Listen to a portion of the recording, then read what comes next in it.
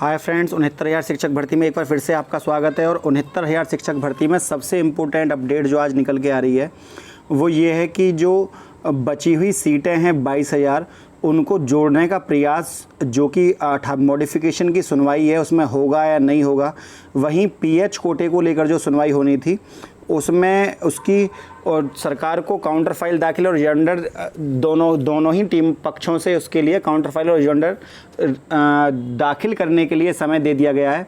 लेकिन सरकार पहले भी कई बार रिजॉइंडर दाखिल कर चुकी है, लेकिन उस पर सरकार को कहीं ना कहीं कुछ केसों में जीत मिली है और कुछ केसों में सरकार को हार का मुंह देखना पड़ा है। और वहीं क्योंकि अभी सरकार जल्दी में ही कॉमन अंक को लेकर आपको पता होगा कि स्टे लग गया था ऋषभ मिश्रा वाले केस में, वहीं पर सरकार अब कॉमन अंक का मुद्दा ऋषभ मिश्रा उसको सुप्रीम कोर्ट में लेकर पहुंच गए हैं। अब देखते हैं आगे की अपडेट इसमें क्या निकल कर आएगी। जैसी भी अपडेट आएगी आपको चैनल के माध्यम से आपको अवगत करा दिया जाएगा। लेकिन ये मुद्दे वहाँ पर पहुँच रहे हैं तो इसका अर्थ एक ये निकलता है, क्योंकि अब मुद्दा पहुँच गया है सुप्रीम कोर्ट तो उस पर सुनवाई तो होनी तय है। और पहले भी सिंगल बेंच में रोक लगा दी गई थी, लेकिन डबल बेंच में वहाँ पर सरकार जीत गई थी और सरकार ने लगे हुए स्टे को हटवा दिया था। और वहाँ पर कुछ मुद्दे ये भी उछल रहे थे कि सिंगल बेंच आपका या डबल बेंच हमारा, इस तरह की बातें हो रही थी।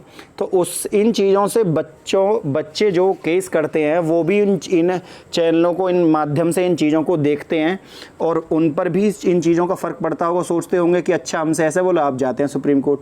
तो इससे कहीं ना कहीं उकसाने वाली एक प्रवृत्ति वाली बात आ जाती है और कुछ नहीं है। लेकिन यहाँ पर कॉमन अंक को लेकर जो सुप्रीम कोर्ट में सुनवाई होनी है, इससे उन बच्चों की उम्मीदें जाग गई हैं जो 1 या 2 नंबर से कहीं ना कहीं चयन सूची से बाहर हो रहे थे। और यदि उनके वो प्रश्न सही होते हैं तो एक बार फिर से 69,000 शिक्षक भर्ती में कुछ नया देखने के लिए मिल सकता है। इसकी प्रबल संभावना है, क्योंकि एक बार कॉमन अंक का मुद्दा पहले जीत चुका है और यूजीसी की रिपोर्ट लगनी थी उसमें, लेकिन सरकार ने उस स्टे को हटवा दिया है वहाँ से।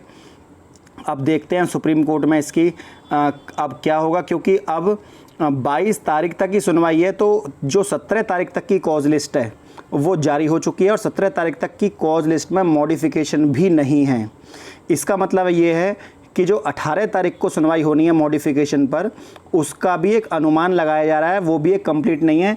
ऐसा माना जा रहा है कि 18 तारीख की सुनवाई में शायद मॉडिफिकेशन को लेकर सुनवाई हो, लेकिन इसकी पूर्ण वो नहीं है सूचना कि 18 तारीख शुक्रवार को मॉडिफिकेशन आज, क्योंकि कॉज लिस्ट जब जारी होती है सुप्रीम कोर्ट किसी भी बेंच को लेकर, किसी भी फाइल नंबर को लेकर, किसी भी केस को लेकर उसके लिए पहले कॉज लिस्ट जारी करता है। और जो कॉज लिस्ट जारी होती है उस कॉज लिस्ट में उसका नंबर नहीं है मॉडिफिकेशन। 17 तारीख तक की कॉज लिस्ट में इन सभी मुद्दों पर कोई केस नहीं है। हालांकि अलग बेंचों में अलग अलग माध्यम से डेली आपको एक केस देखने के लिए मिलेगा, लेकिन जो मेन मुद्दे थे, एक तो शिक्षा मित्रों को लेकर जो केस फाइल होनी है वो मॉडिफिकेशन का, उसका 18 तारीख को अनुमान लगाया जा रहा है, क्योंकि 17 तारीख तक की कॉज लिस्ट में ये नहीं है। तो 18 तारीख की कॉज लिस्ट में भी हो सकता है कि 18 तारीख को इसकी सुनवाई हो। वैसे कोर्ट 22 तारीख तक खुलेगा, 18 में नहीं तो 19, 20, 21 आपको कहीं ना कहीं ये डेट आपको यहाँ पर देखने के लिए मिल जाएगी। सुनवाई आपको वो सरकार के ऊपर है कि सरकार शिक्षा मित्रों को किस आधार पर यहाँ भर्ती से अलग हटा के इस नौकरी को या नियुक्ति पत्र को देने का पूरा प्रयत्न कर रही है। लेकिन क्या सरकार सफल हो पाएगी? सरकार ने यहाँ तक बोल दिया है शिक्षा मित्रों से कि 51,112 जगह निकलेंगी, आपको अगली नौकरी में भी एक बार छूट दी जाएगी। लेकिन क्या उनके जो वकील हैं वो इस दिए गए इस जो एक तरह का लॉलीपॉप दी जा रही है, इस तरह की टॉफ़ी दी जा रही है, इसको समझ पाएंगे? क्योंकि जो बच्चे परीक्षा पास करके आए एक लंबे समय से इंतज़ार कर रहे हैं और उनमें से कुछ लोगों ने अपनी पूर्ण रूप से बीच बीच में जीतों को भी देखा है, बीच में उन्हें सहायक अध्यापक के पद पर भी रखा गया, तो क्या वो इन चीज़ों से मानेंगे? तो सबसे इम्पोर्टेंट बात यहाँ पर ये होगी। वैसे किसी भी आधार पर यदि क्योंकि सुप्रीम कोर्ट ने पहले ही उनको 2 मौके दिए थे, उन 2 मौक़ों की पोस्ट भी पूरी नहीं भर पाई हैं, क्योंकि ये जो भर्तियाँ हैं 1,37,000 है। सरकार इनमें से 22,000 जो बची हुई सीट है उनको बचा कर ले जा रही है और उन पर नई भर्ती निकालना चाहती है।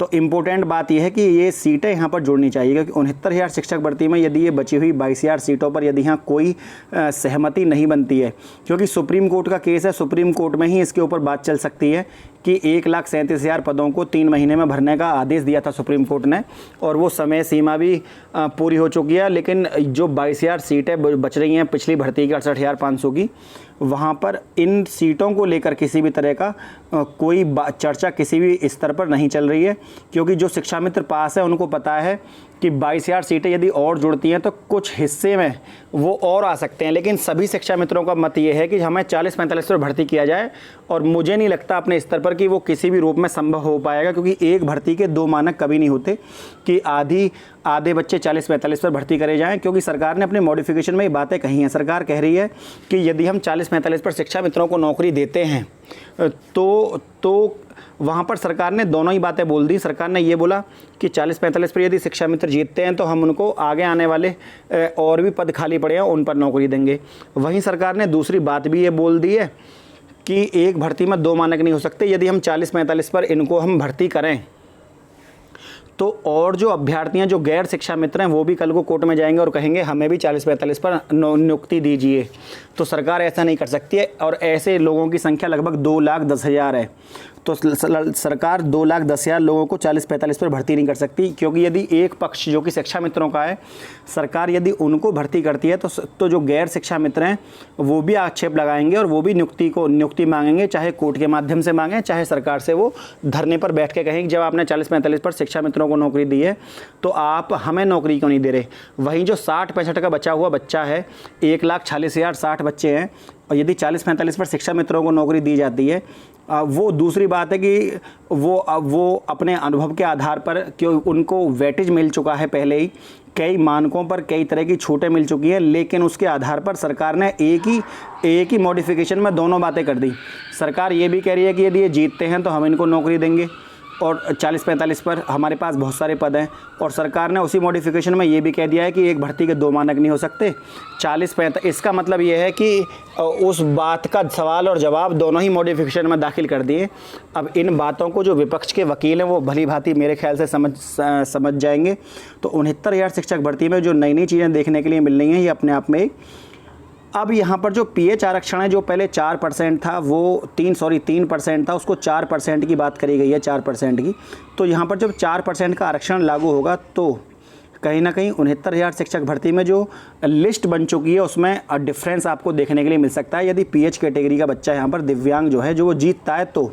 और वहीं महिला आरक्षण जो है 20%, तो मेरे ख्याल से जो चयन सूची बनी है उसमें पहले से ही ऑलरेडी 20% महिलाएं होंगी, इसको लेकर शायद कोई विवाद की स्थिति ना हो। और यदि उस चयन सूची में 20% महिलाएं नहीं हैं, और यदि उन महिलाओं की स्थिति को पूरा किया जाए तो 69,000 शिक्षक भर्ती में हो सकता है कि इनकी सूची में भी आपको बदलाव पूरा देखने के लिए मिले। क्योंकि 69,000 शिक्षक भर्ती में सबसे इम्पोर्टेंट बात यह है कि यदि महिलाओं के आरक्षण में कोई अंतर आता है और चयन सूची में कोई अंतर आता है तो पूर्ण रूप से कहा जा सकता है कि उसमें आपको बदलाव देखने के लिए मिलेगा। क्योंकि जब महिला को आरक्षण दिया जाएगा तो जो चयन सूची है उसमें 20% महिलाओं को सम्मिलित किया जाएगा, और यदि 20% महिलाओं को सम्मिलित किया गया और पहले से 20% नहीं है और 20% को सम्मिलित करना है तो ऑफकोर्स जो चयन सूची बनी हुई है उसमें से कुछ लड़के हो सकता है बाहर निकल जाएं और कुछ लड़कियों को उसमें मौका दिया जाए। तो 69,000 शिक्षक भर्ती में सबसे इम्पोर्टेंट चीज़ है वो ये है कि यहाँ पर जो बची हुई सीट है उन पर क्या विवाद की स्थिति आती है। आप समझ रहे होंगे मैं क्या कह रहा हूँ, क्योंकि किसी भी आधार पर कोई भी व्यक्ति यदि अपनी सीटों को जीत कर आता है तो वह जो बनी हुई चयन सूची है उसमें परिवर्तन करने के लिए पूर्ण रूप से बाध्य है। 69,000 शिक्षक भर्ती में सबसे इम्पोर्टेंट चीज़ ये है कि 69,000 शिक्षक भर्ती में कोई भी केस चलता है तो सीधा चयन सूची के ऊपर जाता है, क्योंकि और सरकार की ये मंशा ये है कि चयन सूची के अंतर्गत सभी को नियुक्ति पत्र बांटे जाएं। लेकिन यहाँ अभी भी ऊहापोह की स्थिति लगातार बनी हुई है। सरकार चाहती है कि भर्ती को निकाल ले जाए, वहीं जो केस करने वाले लोग हैं वो ये चाहते हैं कि भर्ती को किसी न किसी आधार पर उलझाया जाए। या मैं ये नहीं कहता कि वो सब गलती हैं, कुछों के मुद्दे वाकई में ही वाजिब हैं, तभी तो उनके केसों की सुनवाई कोर्ट में चल रही है और सरकार बाध्य है, जो जज हैं और जो न्यायालय है वो बाध्य है उनके केसों को सुनने के लिए, क्योंकि उनकी डिमांड, उनकी मांग कहीं ना कहीं लाइबल है और अपनी चीज़ अपने आधार पर वो नियुक्ति पत्र लेने के लिए पात्र हैं पूरे पूरे। जैसे कि दिव्यांगजनों का केस है, दिव्यांगों को यदि पूरा आरक्षण नहीं मिलता है तो वो भी गैर वाजिब है। तो सभी को सभी के अधिकार देते हुए सरकार को यहाँ नियुक्ति पत्र देने चाहिए, ये इम्पोर्टेंट चीज़ है। वहीं जो 22,000 सीट हैं, सबसे इम्पोर्टेंट चीज़ है कि यदि यहाँ 22,000 सीटें जुड़ती हैं तो इससे सभी पक्षों का फ़ायदा होगा। 69,000 शिक्षक भर्ती में जो लो मेरिट कैंडिडेट्स हैं उनको यहाँ पर सबसे ज़्यादा फ़ायदा होगा।